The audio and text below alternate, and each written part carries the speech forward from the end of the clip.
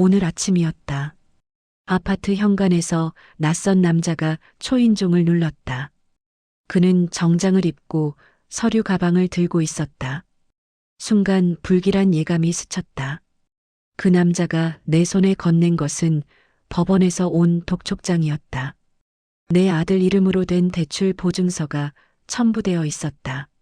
나는 눈앞이 캄캄해졌다. 은퇴 후 노후자금이라며 모아둔 퇴직금 일부를 아들이 사업한다고 빌려갔던 게 떠올랐다. 그런데 그게 다 부도가 난 것이다. 멀쩡히 살아가고 있다고 믿었던 내 일상이 무너지는 순간이었다. 문 앞에서 한참을 서서 서류를 바라보다가 다리가 풀려 주저앉았다.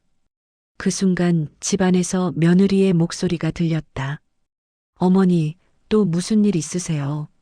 나는 그 서류를 숨기듯 뒤로 감췄다. 차마 보여줄 수 없었다. 그러나 며느리 눈빛은 이미 모든 걸 알고 있다는 듯 날카로웠다. 그날 저녁 아들은 돌아오지 않았다. 전화는 꺼져 있었고 며느리는 울먹이며 식탁에 앉아 있었다. 나를 원망하는 듯한 눈빛이 차갑게 느껴졌다. 어머니, 우리 이제 어떻게 해야 합니까? 나는 대답하지 못했다. 내 잘못은 아니지만 모든 화살은 결국 내게 향하는 듯했다. 그날 밤 한숨도 자지 못했다. 벽에 걸린 가족 사진을 보며 그 웃음이 이제는 허상처럼 느껴졌다. 은퇴 후 평온한 노후를 꿈꿨던 내가 이렇게 한순간에 파산 위기에 몰릴 줄은 몰랐다. 다음 날 아침 일찍 은행을 찾아갔다. 대출 담당자는 냉정하게 말했다. 보증인이시니 전액 상환 책임이 있습니다.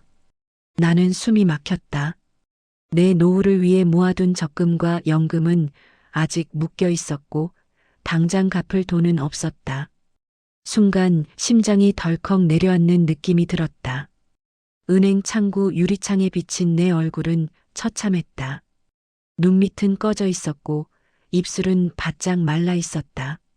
돌아오는 길에 시장을 지나는데 평소 반갑게 인사하던 이웃마저 내 눈을 피했다. 이미 소문이 돈 모양이었다. 집에 돌아오니 며느리가 장부를 펼쳐놓고 있었다. 어머니, 제가 신용카드로 생활비를 맡고 있어요. 이대로 가면 집까지 넘어갈 수도 있어요. 그 말에 머리가 핑 돌았다. 집이 넘어가면 나는 갈 곳이 없었다. 아들은 어디에 있는지조차 알 수 없었다. 내 속은 끓어오르고 분노와 두려움이 뒤섞여 눈물이 터졌다. 그러나 며느리 앞에서 울 수 없었다. 나는 부엌으로 숨어들어가 입을 틀어막았다. 세상에, 내가 왜 이런 꼴이 되었단 말인가. 하지만 한 가지 생각이 떠올랐다. 이렇게 당할 수는 없었다. 아들을 찾아야 했다. 내가 직접 끝까지. 나는 며칠을 밤새워 아들을 찾았다. 휴대폰 통화 기록을 추적하고 친구들에게 전화를 돌렸다.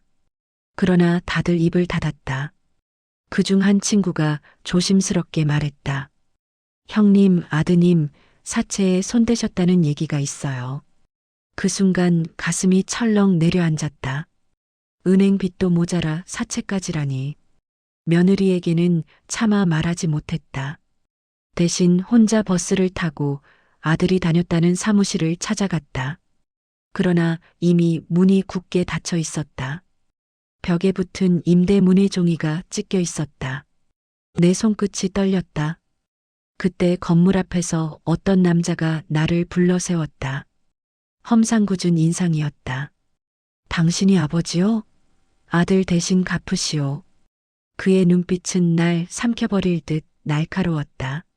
나는 목이 메어 아무 말도 못했다. 그 남자가 손에 쥐어준 종이에는 사채 원금과 이자가 적혀 있었다. 그 금액을 보는 순간 다리에 힘이 풀려 주저앉았다. 내가 감당할 수 있는 수준이 아니었다. 내가 여기서 버티지 못하면 집안이 완전히 끝난다는 생각에 온몸이 얼어붙었다. 집으로 돌아와 며느리에게는 아무 일 없었다는 듯 거짓말을 했다. 그러나 며느리의 눈빛은 이미 의심으로 가득했다. 밤마다 잠을 이룰 수 없었다. 새벽에 창가에 서서 도시 불빛을 바라보다가 깊은 한숨을 내쉬었다. 마음속에서 두 가지 생각이 싸웠다. 아들을 끝까지 감싸야 할지, 아니면 며느리와 손주를 위해 아들을 포기해야 할지. 그 갈등이 날 갉아먹었다. 만약 이대로 아들을 감싸면 내 손주는 거리로 나앉을 수도 있었다. 그날 새벽 집 앞에 사채업자가 또 찾아왔다. 이번에는 집 문을 두드리며 소리쳤다. 빚 못 갚으면 집에 경고장 붙입니다. 며느리는 방에서 뛰쳐나왔다. 눈이 커다랗게 흔들리며 나를 바라봤다. 그 순간 나는 무너져 버렸다. 며느리에게 사실을 털어놔야 했다. 그러나 내 입에서는 변명만 흘러나왔다.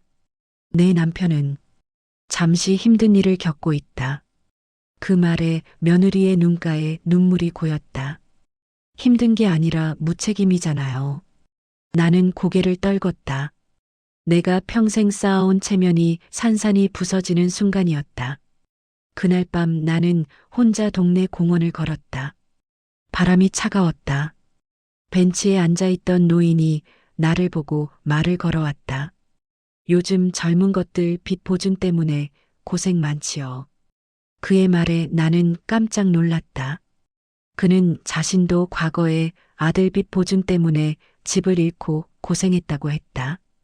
그러나 그는 정부에서 지원하는 신용회생 제도를 통해 다시 일어섰다고 말했다. 나는 처음 듣는 말이었다. 내겐 막막하기만 했던 빚 문제에 다른 길이 있다는 사실에 놀랐다. 그는 신용회복위원회 상담을 받아보라고 조언했다. 빚을 정리하지 않으면 결국 가족도 잃습니다. 그 말이 뼈에 사무쳤다. 집에 돌아오며 마음을 다잡았다. 내 인생이 무너지는 건 막을 수 없더라도 며느리와 손주까지 잃을 순 없었다. 나는 그날 밤 새벽까지 인터넷을 뒤졌다. 관련 제도와 상담 사례들을 읽으며 메모를 빽빽하게 적었다. 비로소 한 줄기 희망이 보이기 시작했다. 다음 날 아침 나는 며느리를 불렀다. 그리고 모든 사실을 털어놓았다. 며느리의 얼굴은 창백하게 굳어졌지만 내 진심이 전해졌는지 차분히 듣고 있었다. 나는 말했다. 내 남편은 내가 찾아보겠다. 하지만 지금 우리가 살 길은 신용회생제도다. 며느리는 처음에는 믿지 못하는 눈치였지만 내가 프린트해온 자료들을 보여주자 고개를 끄덕였다. 우리는 함께 신용회복위원회 상담 전화를 걸었다. 상담원은 따뜻한 목소리로 현실적인 방법을 안내해 주었다. 일정 소득에 따라 채무를 조정받고 무리 없는 상환 계획을 세울 수 있다는 것이었다. 며느리는 눈물을 닦으며 말했다. 어머니, 처음으로 숨이 쉬어지는 것 같아요. 나도 눈물이 차올랐다. 우리는 처음으로 한 팀이 되어 같은 방향을 바라보았다. 아직 갈 길은 멀었지만 적어도 주저앉아 울고만 있던 어제가 아니었다. 며칠 후 우리는 직접 상담센터를 찾아갔다. 대기실에서 앉아 있는 동안 주변을 둘러보니 나와 같은 처지의 사람들이 많았다. 모두가 고개를 숙이고 있었다. 상담사는 우리 이야기를 끝까지 들어주고 빚의 구조를 하나하나 분석해 주었다. 그 과정에서 나는 그동안 얼마나 무지했는지 깨달았다.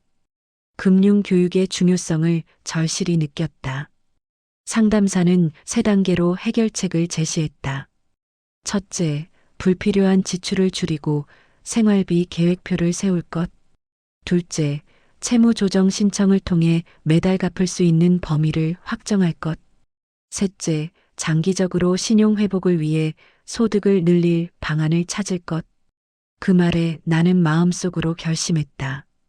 이제는 도망치지 않고 정면으로 맞서야 한다. 상담을 마치고 나오면서 며느리와 눈이 마주쳤다. 우리는 말없이 서로의 손을 꼭 잡았다. 그 순간 아직 끝나지 않았다는 희망이 내 가슴에 자리 잡았다. 며느리와 나는 생활비를 철저히 줄이기 시작했다.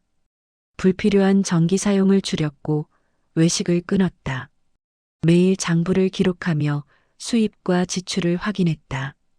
작은 변화였지만 그 과정에서 잃었던 자존심이 조금씩 돌아왔다. 며느리는 온라인에서 부업을 찾기 시작했다. 나는 근처 공원 관리 아르바이트를 시작했다. 처음엔 손가락에 굳은 살이 박히고 허리가 끊어질 듯 아팠지만 마음은 묘하게 가벼웠다. 매달 정해진 돈을 갚아나가며 신용 회복의 첫걸음을 떼었다. 사채업자도 더는 찾아오지 않았다. 무엇보다 집안에 다시 웃음이 돌아오기 시작했다. 손주가 내 품에 안겨 해맑게 웃을 때 그 미소가 내 인생의 가장 큰 힘이 되었다. 비록 아들은 아직 돌아오지 않았지만 나는 더 이상 그에게 매달리지 않았다. 이제는 내 손으로 지켜야 할 것이 분명해졌다. 몇 달이 지나면서 우리는 조금씩 안정을 되찾았다. 신용회복 절차가 진행되었고 더 이상 독촉 전화는 오지 않았다. 며느리도 부업에서 수익을 내기 시작했다.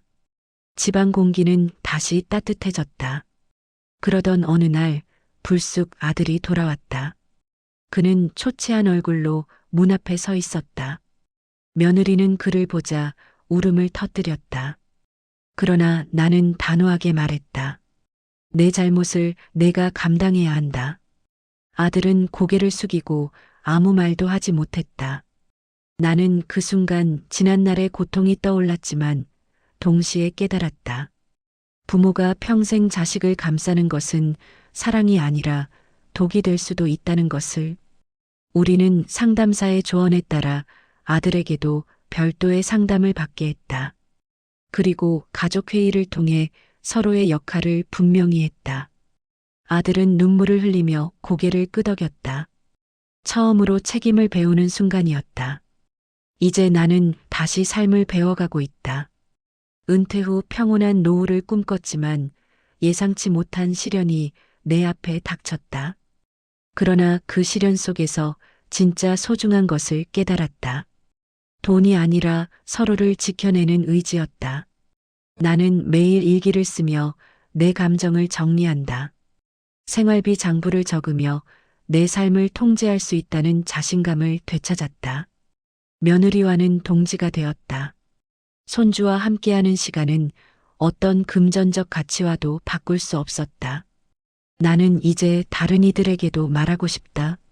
첫째, 절대 보증을 서지 말 것. 둘째, 금융 지식은 꾸준히 배워둘 것.